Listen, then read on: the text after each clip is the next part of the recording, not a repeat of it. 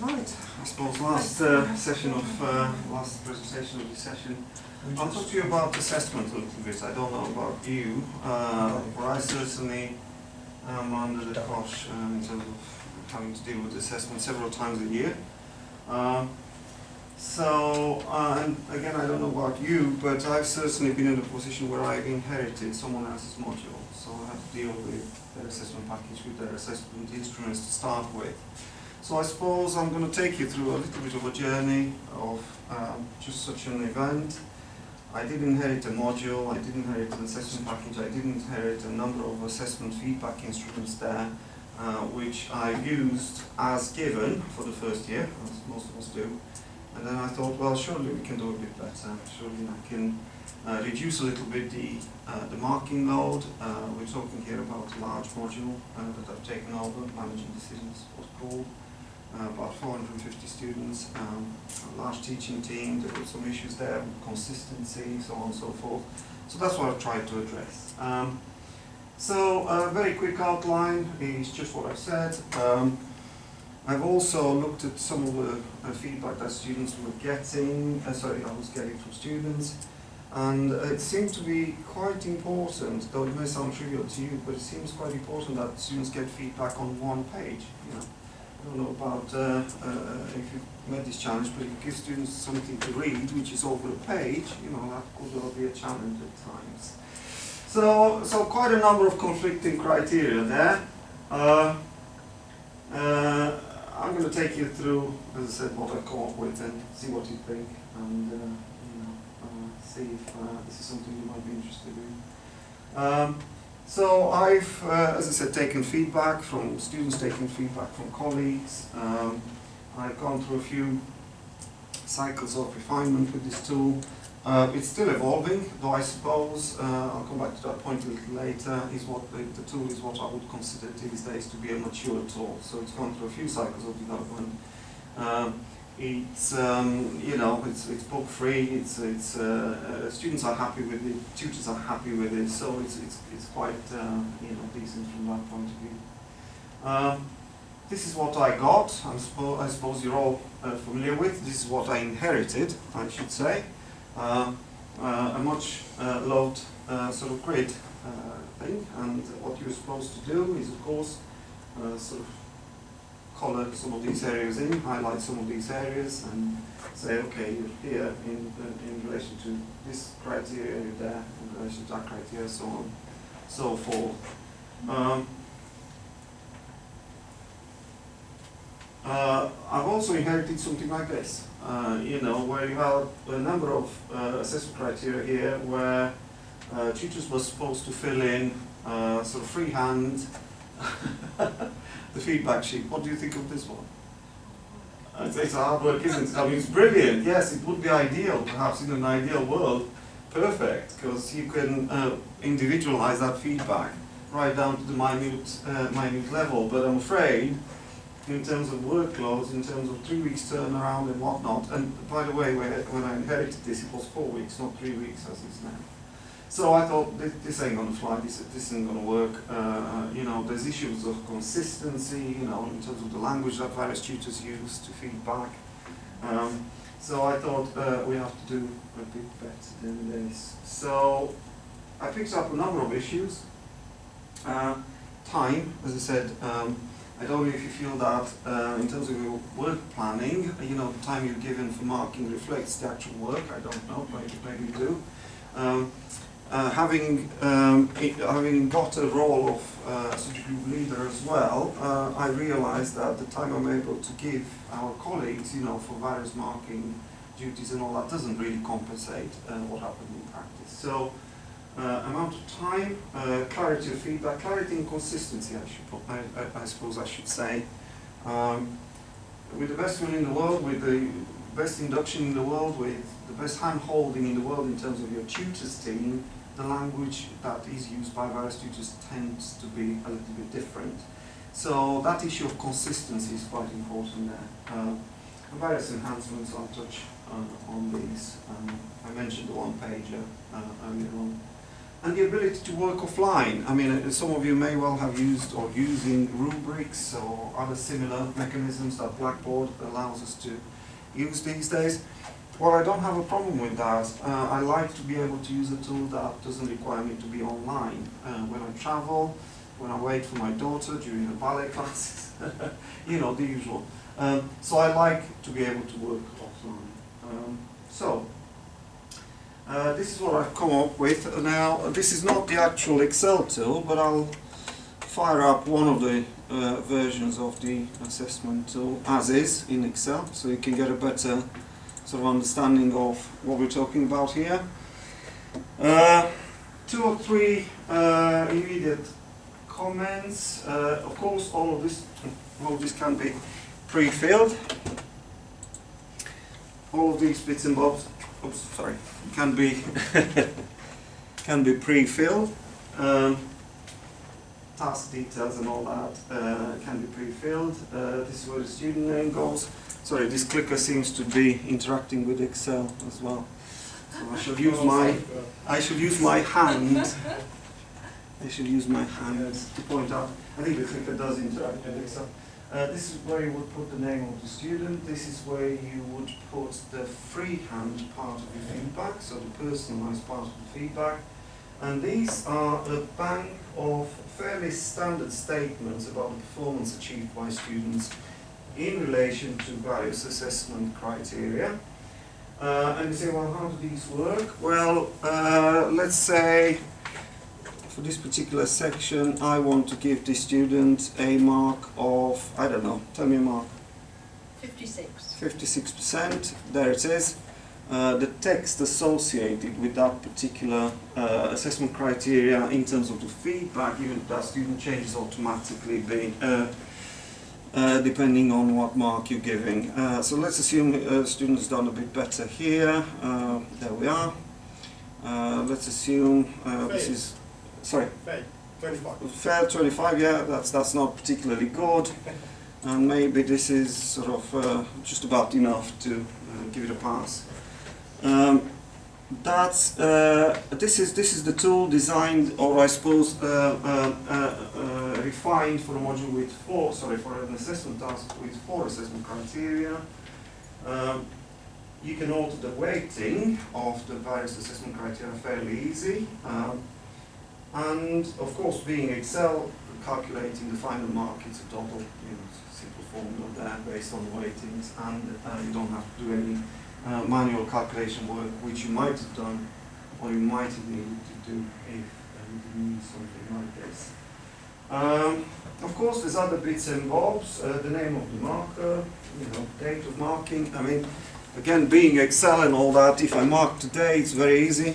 It's just a control column, really. For those of you who are a bit more conversant in Excel, but you can just type it in if you want to. I also provide, depending on what kind of task this is, assuming this was a report, I provide links in our library or in our intranet where students can find a little bit more detail. So for example, his group work of any kind or oral presentation, you will see that the link that you provide to the student for further help and support, I suppose, changes automatically here.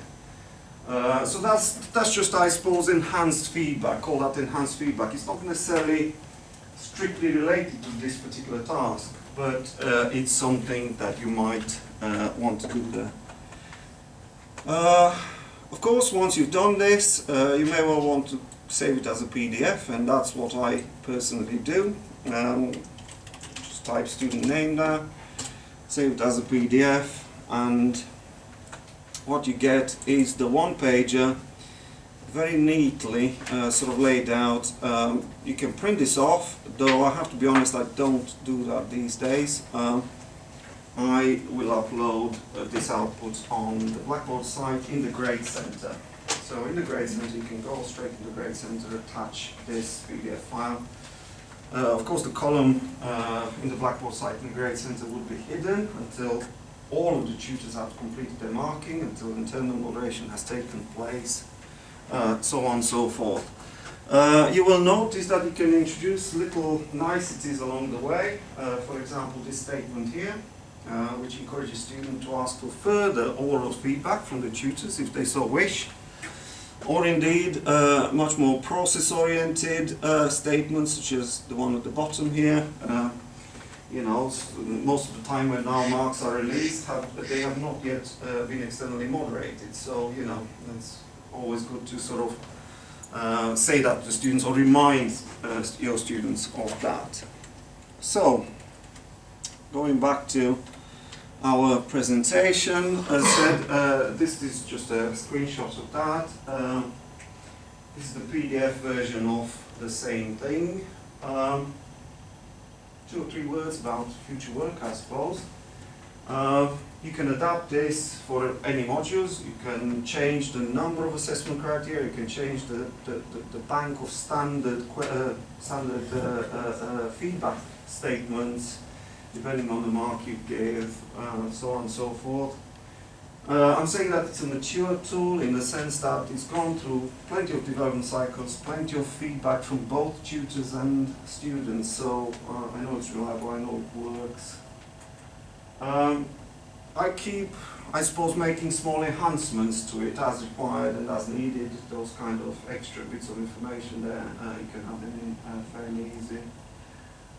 That is it for me, I suppose. Questions? I have 2 or 3 others that I could just illustrate here. I mean, if you want to just see the same thing done for a module with 8 assessment criteria, there it is. And one thing I didn't perhaps show you, but there it is. It's background information. This is where the bank of statements live, I suppose. One final thought is that you don't need to be proficient at all in Excel to use this. Get someone who is to just input your bank of questions, and from there on, all you do is you put your feedback in, you put your name down at the bottom, date here, and you give appropriate marks. And off you go. That's it. So that's it from me. Questions from you, I suppose. I think it's been incredibly useful, and the only questions where can we get hold of it. Yes. Yeah, I can send it to you if you want. That'd be really good. No problems at all. Yes, It's very similar actually to one that we Yeah. saw in a session this morning Is it Alison's? that Yeah, Alison yeah. did. But what I'd say, I don't know if anyone else was in that, I know you two were, is that I think this is probably more accessible. Alison's was quite complex, but did more. But I know well Alison's tool, and it's a great tool, but you need to be an Excel expert Yeah. to be able to use I it. think I can imagine staff I know who aren't proficient at Excel being able to use it. That's exactly right. My intention was to produce something that does not require knowledge of Excel whatsoever. All you need is Excel, yes, installed on your machine, but from there on, you can be teaching, I don't know, languages for all we care in terms of the technical level required to. They just need someone to set the sheet up. Yeah, someone to set the sheet up. It's actually fairly trivial to set it up, but it does require a little bit of Excel knowledge. But once it's set up, that's it. I You're like up your and running. drop downs. The pop-in information, I think that's really useful. Well, it's value added, isn't it? I mean, it's not strictly related to the task in the sense that I'm not giving them feedback in that little bit. But it's always, you know, extra information, extra, I But suppose. quite often, say someone's not got the referencing right, and you know, Yeah. you can just have a link to the library It's the referencing reference guide. tool in the library which they struggle to Yeah. find. Yeah. Yeah. And if you can put that on the mark sheet when you're making a comment. Yeah, and think of the economies of scale, because once you create this PDF file, I mean, there's just a link here, you click on it, you can see that, it's a hyperlink, you click on it and it takes you to where you need to go. And because students tend to sort of look at these things digitally these days, as I said, that's what they get. An electronic version is just a matter of clicking or tapping on your phone screen.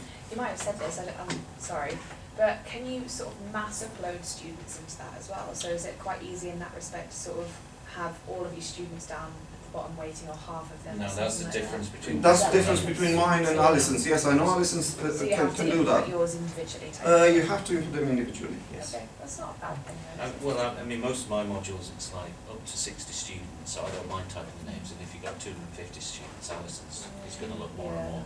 tempting, I think. I did mention that I used this for a module. In fact, this is the management decision. This is a module that attracted about 450 students, but no one tutor teaches 450 Yeah. students. You have to bear that in mind. Yeah, We teach one or two groups of this. So we're talking 50. 50 students max, really. I mean, this particular module is delivered in computer labs, so actually it's more like about 22, 23 students per group of students. So So if you're going to put that bit of individual feedback there as well, and type in the student's name, then is it going to be that one?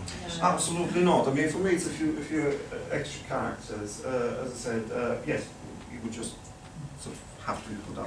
What would you say was the upfront investment in terms of time to get all your criteria, all Um, the different marks in there?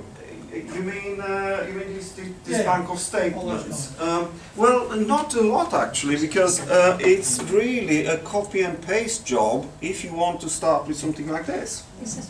It's really a copy and paste job from this into Excel. If you've got those written up. If you've got the assessment grid written up, Yeah. it's a doddle. It really is a copy and paste job. So I'm thinking if you've got a dissertation or a project that you're marking where you're using a grid, then because what we do is we use that grid and the students get that grid and they get little dots on the different comments in the hope that they'll read them. Whereas if they got it on one sheet of A4 and it's actually That's for me. I highlighted that on the one page. It's really important that I came from the students. You can see the value as well, when you're doing like practical skills with students, if you've got this like on an iPad, while you're assessing them already, you can click it in and it's there and it's straight away for you. It saves so much work. Now we've got the live Excel, so you like it because you do it offline, but we now do it online because we've now got live Excel. So what you're on your iPad, you can do it. There's no reason why you can't do that. Does it generate a class list with a overall mark against them as well? No, again, no. No, you have no. to go to Alison. Alison's tool, but as I said, that, and I like her tool, but I know that some of my tutors won't be able to, or wouldn't be able to use it because the knowledge of Excel is not sufficient. I mean, we had student feedback. One of our tutors this year used this grid and just highlighted the criteria that they achieved it. And we had quite negative student feedback regarding that because he found it really overwhelming and complicated. That's absolutely right. So, And then if you go to something like this, which obviously I think that's horrendous, then you have issues of working classification, inconsistencies and all that. So, you know, for me this is a happy medium in the sense that some of it is free form, some of it is sort of well defined in the sense that it comes out of a bank of what statements. I also find with ALs that work for me is if you go back to your mark sheet, is that it's really, and I can understand this, if you've got different assessment criteria, it's very hard not to put in a comment against those assessment criteria. Yeah. And what I find people doing is writing personalised feedback and then writing additional comments in each of those But boxes. then that And it's defeats the like- purpose. Whereas here, you feel happy because there's a comment in that box, but it's an automatically generated, and you can focus your feedback on a personalised comment. Well, as I said, you literally just change the mark in there. For some reason, it seems to me that the human mind sometimes works in complicated ways. When I started this, my first iteration of this, was a much more complicated thing in the sense that I had drop-down boxes here as well, where you would just select that, and then I realised, hold on a minute, it can be done better. Just type in a no. So for some reason, and that's why I said, due to its several iterations, I suppose, development cycles, I'm happy that I've reached that compromise where it's relatively easy and relatively user-friendly. Just one about the student names. Yeah. That bit's a bit lazy, but could you do a Dropbox for a group of students in there? So There is no reason why not. I mean, in the same way as you have the Dropbox here with a class list, yes, of course, you could do a drop list with a class list, and you would just pick out the name. And we get those in Excel spreadsheets. Later. The one thing, if I was using this, that I'd like to do is, in the way that on Alison's, the actual mark that you give against each criteria is invisible, so that the students don't see it, they see the comment. That's dead easy to do. You can hide Yeah, you this. just make You can a hide mark on this, mark, and when you yeah. print the PDF, that Yeah. column wouldn't be visible. It's So very- they just see the very- final mark, that they get a comment about their attainment. That's really easy Because to then they just get achieve. obsessed with the individual percentages. That's easy to achieve. I mean, our students seem to like, and Yeah. tutors seem to like to give, individual. We don't do GBA, but we kind of give them an indication on a little mini, it's an indication of their level of attainment without it being a specific percentage. So it's like, Fair enough. You so it shows them where they're placing in a 2-1, a first. You could get rid of numerical data here, and you could use low, medium, high, Yeah. or even low, medium, high, Yeah, whatever Yeah. scale you wanting to use. because I just So- know students, our Could I bring students will you become obsessed Oh, sorry. about the actual I think Yes. number. if you want further chat, just send me an email, Lucian Tipi. Yeah, and I'll send you the. Could you send us a copy, that would be great. Of course, yeah. Some colleagues wanted it in our area. I sent it to them. It's no problem. It's lovely to see all the enthusiasm, all the different approaches for adopting. I think this would be absolutely wonderful for projects when you've got issues of parity issues over 350 students and over 100 different staff doing the marking. So thank you very much, Lucian. Thank you.